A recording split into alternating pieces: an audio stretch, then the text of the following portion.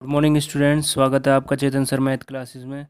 तो प्यारे बच्चों, आज हम शुरू करने वाले हैं exercise 2.1 NCERT text book syllabus class 7th।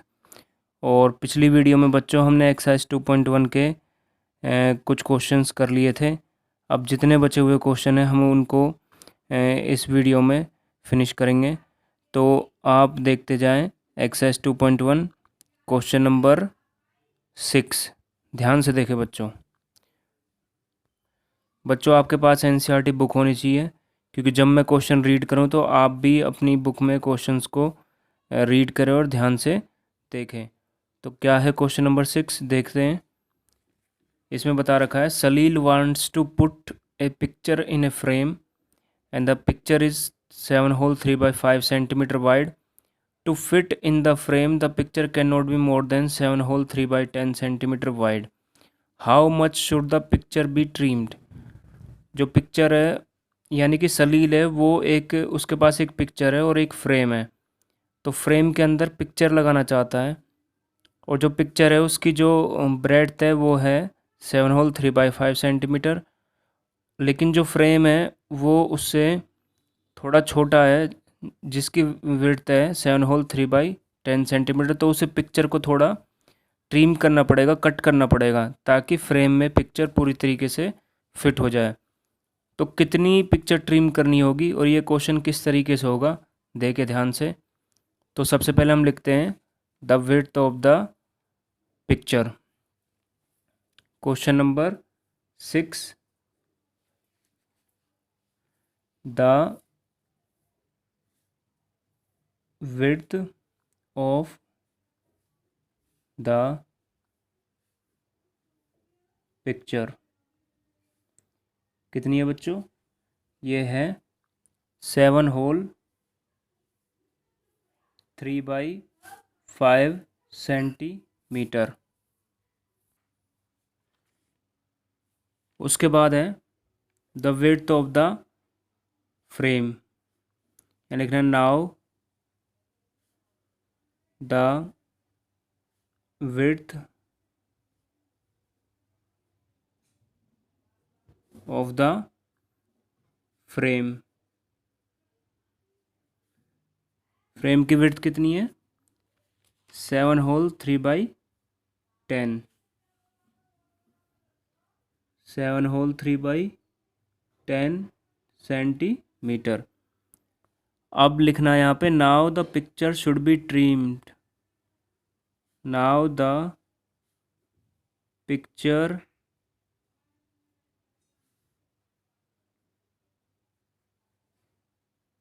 Should be trimmed. कितनी पिक्चर ट्रिम करनी होगी?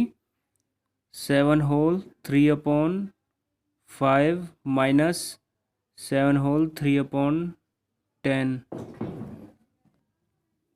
अब क्या करना है बच्चों? 5 7 जा 35, 35 प्लस 3 38 अपॉन 5, फिर माइनस 10 7 जा 70, 70 प्लस 3 73 अपॉन 10। अब इसका एलसीएम लेंगे तो एलसीएम यहाँ देख सकते हैं कितना आएगा, 5 फिर ये 10। अब किससे जाएगा? 5 से सीधा इसे भेज देते हैं 1, फिर ये 2 पे, 10 2 पे जाएगा, फिर ये 2 1। अब एलसीएम कितना आएगा इसका? 5 इंटू में 2 यानी कि 6, सॉरी 10। 5 इंटू में 2 10, तो इसका एलसीएम आ गया 10। अब क्या करते हैं, हमें एलसीएम को जो आ जाता है उसको इससे डिवाइड करते हैं। 10 को 5 से डिवाइड करेंगे कितना आएगा? 3, सॉरी 2, और 2 को फिर 38 से मल्टीप्लाई करेंगे तो कितना आएगा? ये आ जाएगा, तो ये आ जाएगा 76। और उसके बाद यहाँ -73 आ जाएगा, क्योंकि इसके नीचे 10 है। अब ये 76 में 73 गया, कितना आया? ये आ गया 3/10, 3/10 सेंटीमीटर। यानी कि उसे पिक्चर कितनी ट्रिम्ड करनी होगी? 3/10 सेंटीमीटर। तो बच्चों इसका आंसर है 3/10 सेंटीमीटर। आइए अब करते हैं क्वेश्चन नंबर 7। क्या है क्वेश्चन नंबर 7? देखें ध्यान से। Ritu ate 3 by 5 part of an apple and the remaining apple was eaten by her brother Somu, who had the larger share and by how much। इसमें बता रखा है रितु ने एक एप्पल खाया और एप्पल का 3/5 पार्ट उसने ख़त्म कर लिया और बाकी का जो पार्ट है वो उसके भाई ने सोमू ने खाया। तो किसने ज़्यादा ईट किया और कितना, ये हमें बताना है। तो इसमें देख सकते हैं अब हम करेंगे इसको किस तरीके से, देखें ज़रा ध्यान से। यहाँ लिखना है सबसे पहले the part of apple, the part of apple eaten by Ritu is equal to, कितना पार्ट ईट किया इसने, 3/5। उसके बाद लिखना है now the part of apple eaten by Somu is, देखो एप्पल तो 1 ही था ना और रितु ने उसका 3 पार्ट खा लिया, यानी कि एप्पल का एक हिस्सा है वो 3/5 उतना उसने रितु ने खा लिया। तो क्या बचा, अब 1 में से ही माइनस करेंगे क्योंकि एप्पल तो 1 ही था, तो 1 - 3/5। अब क्या करना है, आप एलसीएम लेंगे तो क्या आ जाएगा, 5 - 3/5। सिंपल 5 एलसीएम और फिर वही डिवाइड और मल्टीप्लाई। उसके बाद 5 - 3 क्या होता है, ये आ जाएगा 2/5। यानी कि जो सोमू है उसने इतना पार्ट ईट किया।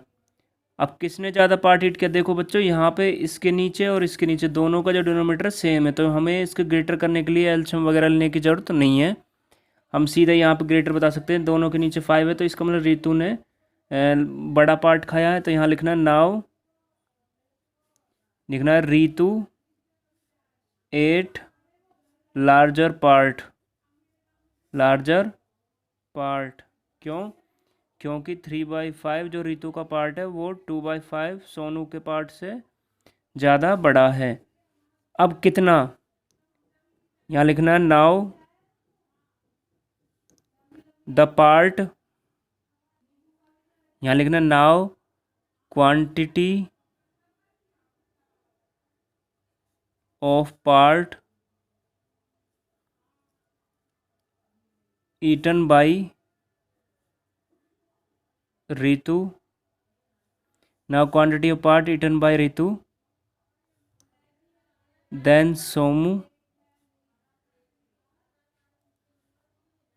सोमू इज इक्वल टू कितना, रितु के पार्ट में से हम सोमू का पार्ट माइनस कर देंगे, 3/5 - 2/5, तो आ जाएगा एलसीएम लेके 5, 3 - 2 और ये आ जाएगा 1/5। तो अब क्या करना है, 1/5 पार्ट ज़्यादा खाया है रितु ने। अब देखें नेक्स्ट क्वेश्चन, क्वेश्चन नंबर 8। अब क्वेश्चन नंबर 8 क्या है, देखें ध्यान से। Michael finished colouring a picture in a 7/12 hour and Weber finished colouring the same picture in 3/4 our.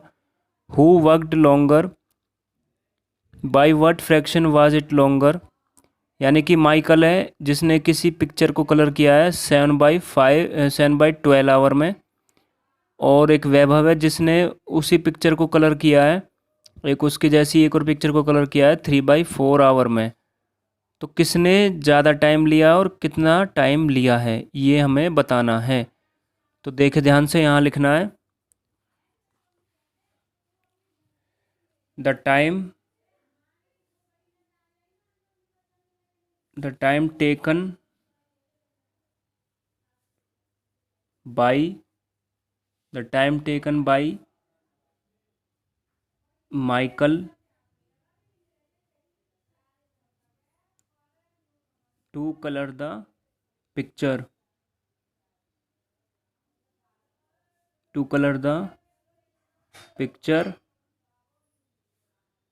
Is equal to 7/12 hour, यानी कि पूरा आवर नहीं लिया है, आवर का कुछ पार्ट है, 7/12 आवर।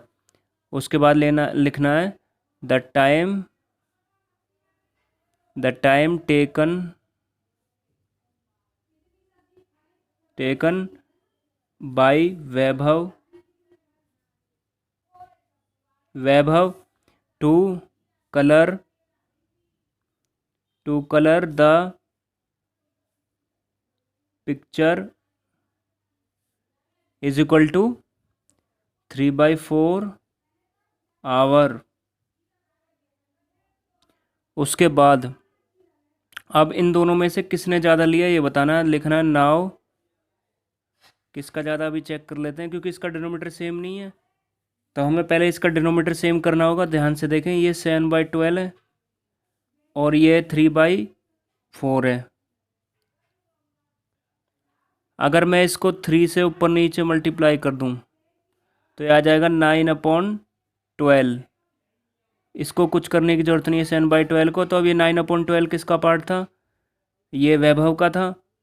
तो अब क्या करना है, यहाँ साफ साफ पता चल रहा है, यहाँ भी 12 है नीचे, यहाँ भी 12 है। 7/12 पार्ट किसका था, ये माइकल का था। तो यहाँ लिखना है वैभव टेक मोर टाइम। वैभव टेक मोर टाइम कितना, ये लिखेंगे वैभव जो 9/12 है इसमें से 7/12 माइनस कर देंगे और ये आ जाएगा आपका 12। 9 - 7 ये आ जाएगा 2/12 और ये इससे कट हो जाएगा 1/6 में, यानी कि 1/6 आवर वैभव ने ज़्यादा टाइम लिया है। 1/6 आवर, यानी वैभव ने 1/6 आवर ज़्यादा टाइम लिया है माइकल से। तो इसका आंसर है 1/6 hour and Vaibhav takes more time. बच्चों आज इस वीडियो में इतना ही। मैंने 3 क्वेश्चन करवाए, इनको ध्यान से देखिए और अपनी फेयर नोटबुक में लिखें, उनकी प्रैक्टिस करें। नेक्स्ट वीडियो में हम नेक्स्ट एक्सरसाइज की शुरुआत करेंगे, उसका जो बेसिक इंट्रोडक्शन है उसको करेंगे। तब तक के लिए थैंक यू।